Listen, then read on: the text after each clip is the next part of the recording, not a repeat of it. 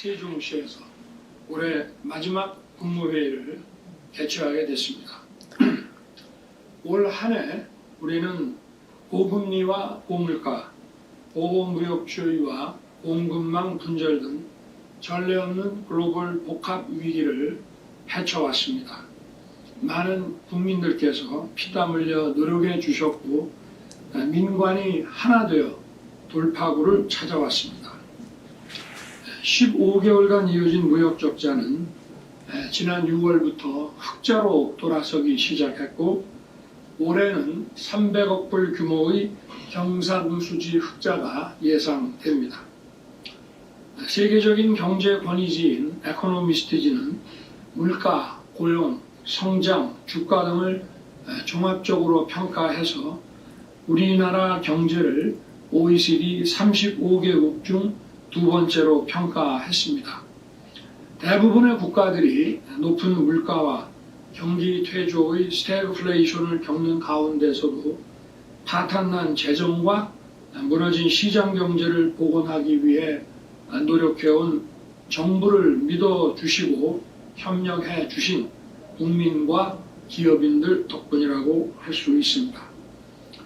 경기 침체에 대응해 재정 지출을 늘려야 한다는 목소리도 컸습니다만 건전 재정 기조를 원칙으로 삼아 물가를 잡고 국가 신인도를 유지해 왔습니다. 정부가 돈을 많이 쓰면 물가가 오르기 마련입니다. 방만 재정으로 정부가 국채를 많이 발행하면 고금리 상황에서 국채금리가 회사채 금리도 높게 끌어올려 기업의 자금 조달과 투자를 어렵게 만듭니다. 결국 국민들의 일자리 창출을 어렵게 만드는 것입니다.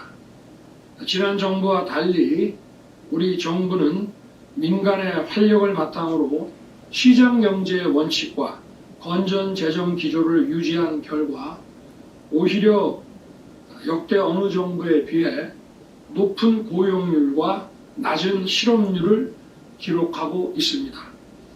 최근 통계청에서 발표한 지난 11월 기준 15세에서 64세의 고용률은 역대 통계 작성 이래 최고치로 나타났습니다. 실업률 역시 역대 최저치인 2.3%입니다. 우리 정부는 고금리 등 글로벌 복합 위기를 산업정책, 규제 혁파, 시장 개척으로 돌파해 왔습니다. 첨단 산업의 경쟁력을 높이기 위해 기업 지원을 강화하고 선진국과 첨단 과학기술 협력을 확대했습니다.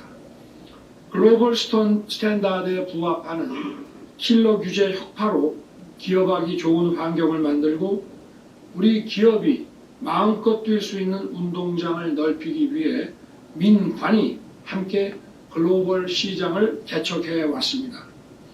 내년에는 수출 개선이 경기 회복과 성장을 주도할 것으로 예상됩니다. 정부는 수출 중심의 회복세가 민생과 직결되는 내수 회복으로 이어질 수 있도록 서비스 산업을 집중적으로 지원할 것입니다.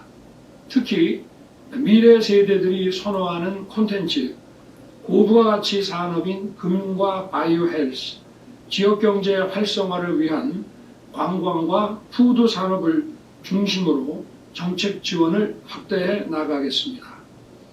그동안 정부는 국민의 자유를 확대하고 후생을 증진함과 아울러 공정한 사회를 만들기 위해 노력해 왔습니다. 독과점 카르텔과 불공정한 지대 구조를 혁파하여 경제적 약자와 서민의 이익을 지키기 위해 싸워왔습니다. 정당한 근거 없는 보조금과 불법행위를 낱낱이 밝혀 국민의 혈세가 낭비되는 것을 막았습니다. 청년들의 기회를 빼앗는 고용 세습과 불공정한 채용 관행을 개선하기 위해 노력해 왔습니다. 독과점 폐해에 적극 대응하여 중소기업과 소비자가 공정한 권리를 누릴 수 있게 하였습니다. 특히 재개발과 재건축 등 집합적 재산권 행사에 있어 주민들의 자유로운 선택이 보장되도록 노력했습니다. 노후성을 기준으로 삼아 재개발과 재건축이 선택의 자유가 지배하는 시장 원리에 따라 이루어지도록 해왔고 앞으로도 그렇게 할 것입니다. 앞으로도 경제적 자유를 확대하고 공정한 시장을 만드는 것이 국민의 후생을 증진하고 양질의 일자리를 창출한다는 믿음을 국민들이 함께 공유하고 체감할 수 있도록 실질적인 성과와 변화를 이루어 내겠습니다.